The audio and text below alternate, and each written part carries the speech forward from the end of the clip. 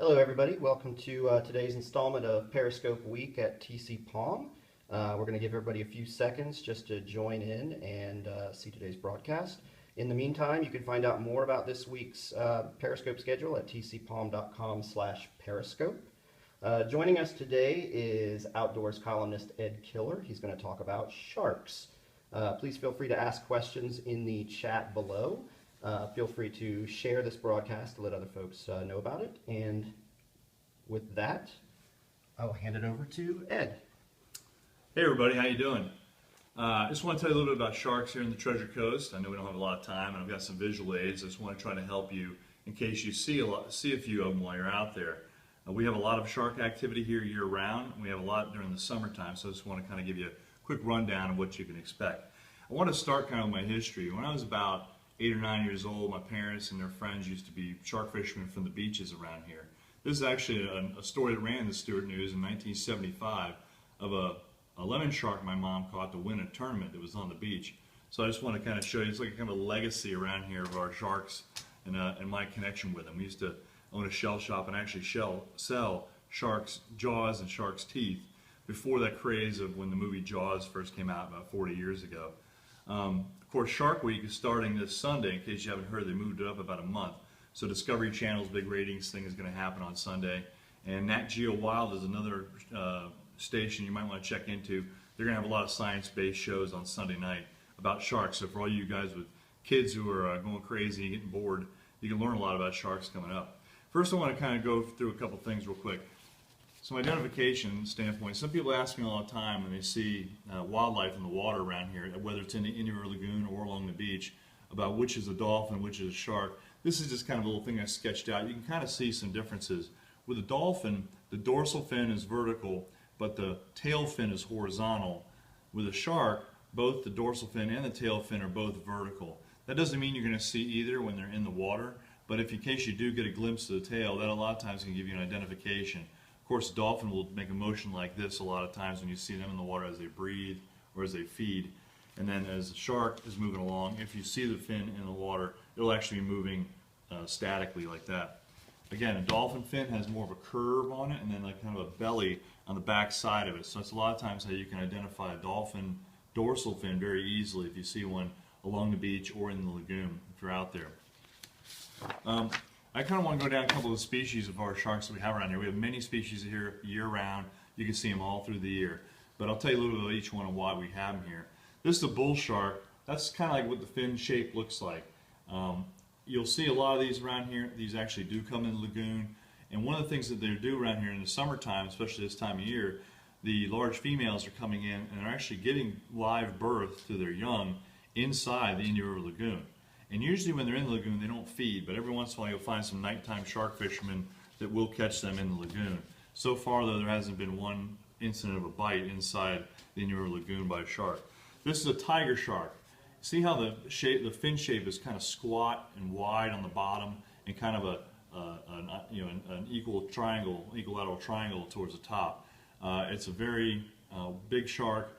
It also is designed, the reason why it's here this time of year, it comes in during our sea turtle nesting season.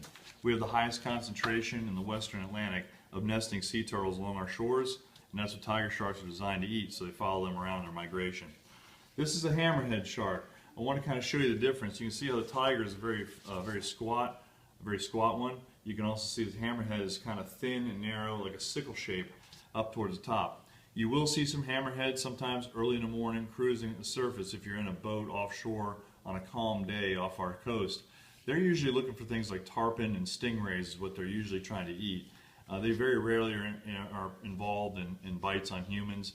They are frequently caught, though. All these sharks are caught from the beach by surf fishermen, but hammerheads don't survive the catch very well, so try to avoid catching them if you can. It's kind of hard to, but that's what their fin will look like if you ever see one sticking up out of the water as it's cruising along. This is a lemon shark. As you notice, I put a second dorsal fin between the main dorsal and the tail. A lot of times that's what helps me identify a lemon shark really quickly. Sometimes their color, they're a little tanner or almost have a yellow hue to them if you see them out of the water during a daylight period. But they're really common along our coast. They usually come spawn in an area off of Jupiter around April or May, but they're very common to see here all year round. This is the white shark, which is something that's kind of new. I consider this new to the Treasure Coast. They've been coming by, I'm sure, for millions of years, but we've only learned about them in the last 5 or 6 years, it seems, through the advent of GoPro video and spear guns and divers carrying cameras with them when they go in the water. And of course, you know, the tagging program that OSearch has been doing for years. The last several years, we have several sharks out there. So that's what a white shark dorsal fin looks like. The one thing I think you'll be able to tell a white shark is it will be very large. It will be much bigger than you, and there's an instinctual thing in your back of your brain that tells you when something's larger than you are. This is, I just included this for fun. If you see one of the couple tag sharks that OSearch has tagged, that's what it'll look like. It'll actually have a big satellite tag actually bolted through their dorsal fin. So it'll be unmistakable. You should be able to identify it very easily and very quickly if you do happen to encounter one while you're offshore fishing or while you're somewhere else. You probably won't see one from the beach, just to be honest with you. But anyway, Catherine and Mary Lee, they've been known to frequent our waters this time of year, so who knows.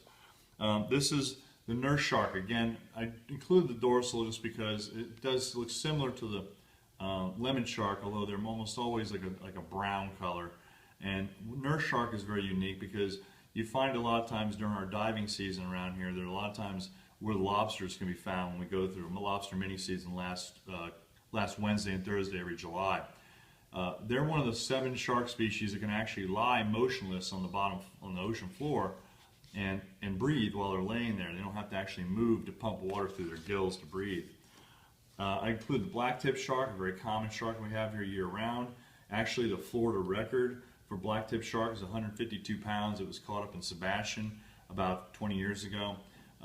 But we typically see them in their highest numbers in the springtime when they're coming north on their migration following the bait run, and then we really see them going south when they're mixed in with the fall mullet run as it goes, as that big push of biomass heads to the south. But black tips are very, very common around here. These are probably the ones most frequently that are biting surfers when they're in the surf lineup during the fall. Spinner sharks is another one we see a lot. Of course, they're very famous for being the ones that we see doing the aerial acrobatics. You can a lot of times stand on the beach around here. I remember one time standing at Walton Rocks Beach and looking offshore and seeing like an aerial circus with about 10 of these things in the air every single few minutes. You'd see like 8 or 10 of them be just in the air at all times, spinning around in circular motion before they would jump back in the water. It's kind of unknown why they do that, but we know that they feed aggressively on those bait runs as they come up. Also, we have a sandbar shark. I included that.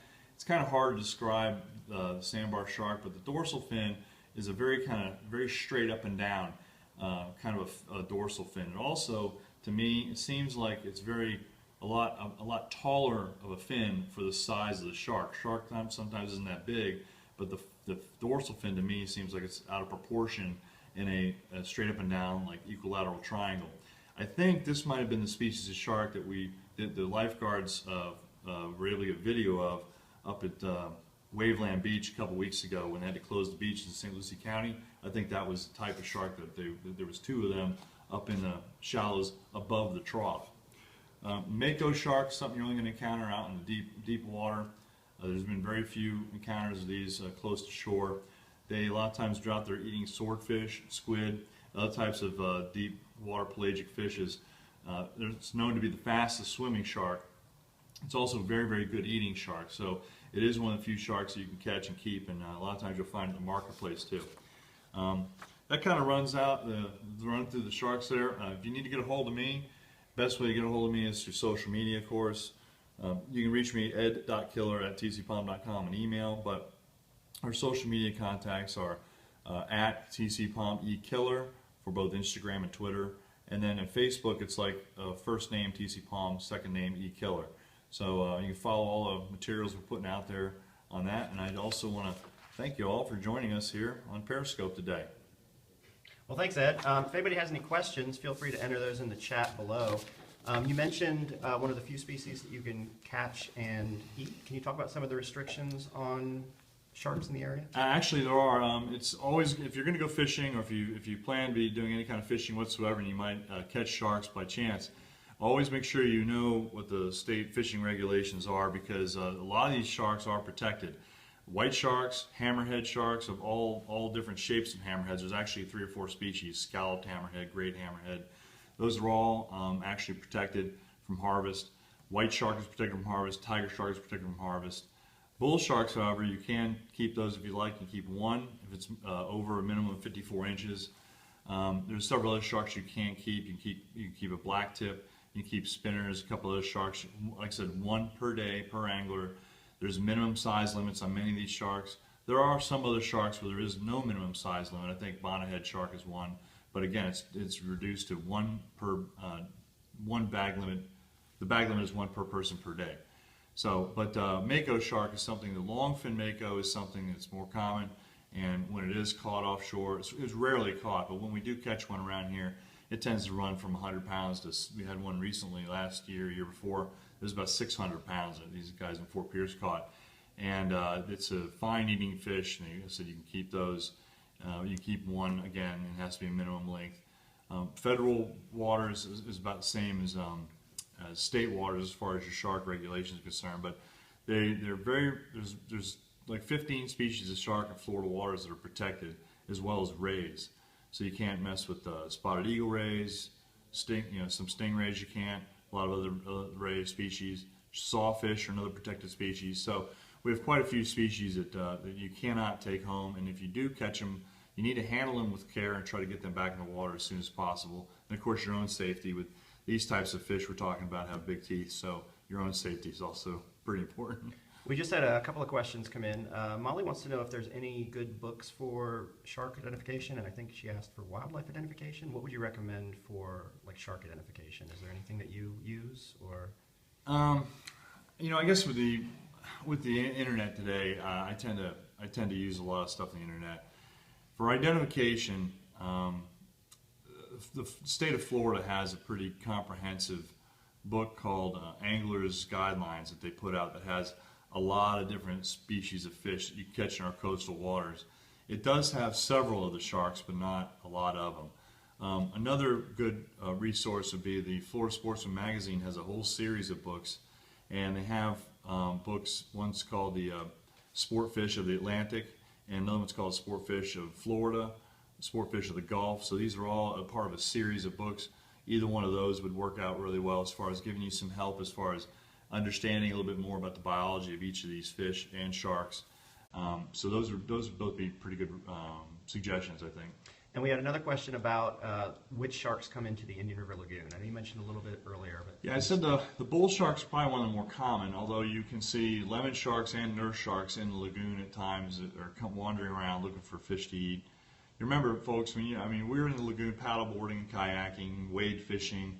You might be out there cast netting, you might be out there at the sandbar with some friends or family, but you got to remember the sharks, this is just their habitat. They're going to roam around in these areas, in these shallow waters. Anywhere where that water is warm and clean, they'll come in. The bull sharks, like I said, a lot of times when they come in, the adults are coming in for one purpose mainly, and that's to give birth. But when they give birth to these live young, they actually will live in these estuaries for up to 5 years before they leave. So while those young ones are growing, they're certainly feeding on mullet, pinfish, other types of fish that are in the lagoon. So if you're ever in a situation where you find yourself hanging out at a sandbar and there's a bunch of bait fish around and there's a frenzy that starts up, you never know what's going to create the problem there. So you always want to be wary of that. But the bull sharks actually, that's the one species that can really tolerate fresh water. They have special receptors in their skin that allow them to tolerate fresh water, and they're one of the only sharks that can do that. And they've actually been caught as far upriver as in the Mississippi River as Wisconsin. So, over 1,000 miles from the Gulf of Mexico, they've been caught. We see them commonly around here up in the St. Lucie River, well up in the North Fork through Port St. Lucie. I've seen them around the Club Med area, up 5-6 feet long. And I've caught them. In front of the Martin Memorial Hospital on the Oyster Bar across from that, up to 4 feet long. So these bull sharks will come in the lagoon, they'll wander around the estuaries, they'll come up the rivers, they'll go up the Sebastian River a little bit. These animals, they don't really have, there's no fences on these waterways, so they can go anywhere they want. You will see some nurse sharks and lemon sharks close to the inlets sometimes, but rarely will you see anything else. I think Grant Gilmore, one of our marine scientists, said that He has 2 records of there being tiger sharks that were inside the lagoon for one reason or another. I don't think they're very large, but one was by a noted shark scientist that he respected who was actually walking across the Ernie Lyons Bridge and Stewart Causeway one time, and he was looking in the water and he saw a tiger shark swim under the bridge. And another one was by the Hub SeaWorld researchers that are working on green sea turtles in the northern part of the lagoon. So near Sebastian Inlet, they were netting some sea turtles, and they actually caught a tiger shark in that. So there's been some examples of that as well. But so far we haven't had any bites inside the lagoon, so that's a good thing. But always just keep your eyes open and be smart and use common sense. And one last question, and then we'll leave you with this. Thank you for joining in. You find yourself face to face with a shark. What do you do? Well, what's the setting? Are you in a noisy bar, or where are we? Are we at a? You're in the water. Are we in the water? Okay. Well, again, remember, you're the one who's in his habitat, so keep that in mind. If you're doing some kind of activity like you're spearfishing or something like that, obviously, that's what's you're gonna have sharks attracted to the motion of those fish as they die and as they bleed. But if you're near the shore and you see a shark come in, try to get out of the water as fast as you can. If you're really close to them, sometimes people have had success by punching them in the nose, pushing them off the nose, punch them in the eye. Hopefully you don't get grabbed by a shark, but if you do, certainly go for the eyes. The eyes are always sensitive on every animal, especially ones that have big teeth and clamp down on you. So that's what I always recommend: thumbs in the eye.